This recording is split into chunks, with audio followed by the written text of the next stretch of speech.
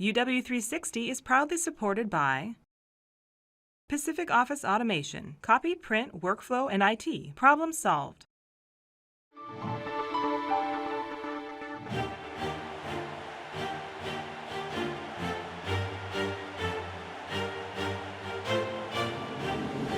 They called him the Dogfather. It was all for good reason. He was and still is the most revered, most successful coach in Husky football history. Without a doubt. There's no doubt. There's a clear separation between what Don James was able to accomplish in his years at University of Washington versus what anybody else has ever thought about doing. In 18 seasons, Coach Don James led the University of Washington to 153 wins, 10 bowl victories, including 4 Rose Bowl trophies. And the greatest achievement of them all, a national championship. Winning wasn't the goal. The goal was to dominate. Surprisingly, the road to glory was full of potholes. In 1974, when he became head coach, Don James inherited a Pac-8 cellar dweller from his predecessor, Coach Jim Owens.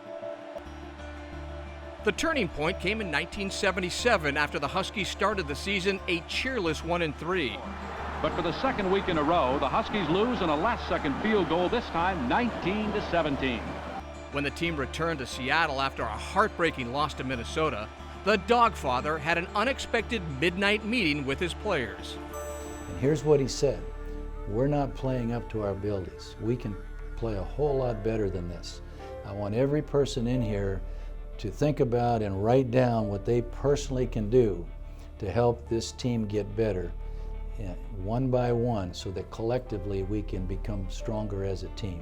And this, in my mind, was not only a game changer, but it was a program changer, because from this point on, why, it was tremendous success. The success began immediately. And what a conference debut it turns out to be, with the Huskies dominating play and taking advantage of every Oregon mistake. The Huskies demolished their next opponent, the Oregon Ducks, 54-0. And from there, we started gelling as a team and said, okay, this is who we really are. We are those kind of dogs. We can go out and play football. We can beat the best. We can beat anybody. Washington won 3 of its next 4 games. The big showdown came against the 14th-ranked USC Trojans, led by the nation's leading rusher, Charles White. I believe it was raining, because it always seems to rain when SC comes to town, and the Trojans can't take the rain because they're sunshiny boys and tanned and all that other stuff. Our defense played great that day, did a great job on Charles White, their All-American running back. We pounded them pretty badly. The Huskies stunned USC 28-10. Warren Moon throws to Spider Gaines for 19 yards, and the two are letter perfect as the Huskies continue to play the best football in the Pac-8 Conference. Coach James wanted to keep the ball in my hands. He didn't want to risk getting a fumble or anything like that, so he felt confident enough that for me to have the football in my hands. So we ran a couple of quarterback sweeps, and I was able to find a little hole, and I ducked underneath a player, and next thing you know, I'm coming out the backside, and I end up going 71 yards for a touchdown, and probably one of the slowest 71-yard runs in the history of Pac-8 football, but I got to the end zone, and that's all that mattered. The triumph paved the way for the first Rose Bowl berth in the James Gang era.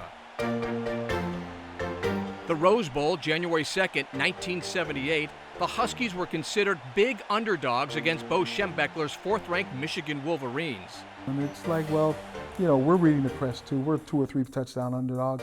We don't stand a chance, and okay, well, let's go back to Disneyland. Let's go on this other space ride and do that stuff. Somewhere along the line, in the last week, there was a team meeting.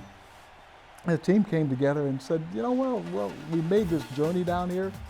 Let's try to win this thing. The Huskies believed they could win, and they did. The first touchdown came as Moon rolled to the left, ran it in for the score. Washington leads it 7-0 over Michigan. It was all downhill from there. The Huskies built a commanding 24-0 lead in the 3rd quarter and held off a late rally by the Wolverines to capture its first Rose Bowl crown under Coach Don James, 27-20. And if James hadn't prepared us the way that they did, the coaching staff, we never would have won the game. We'd have given up. We'd have walked home with our tails between our legs.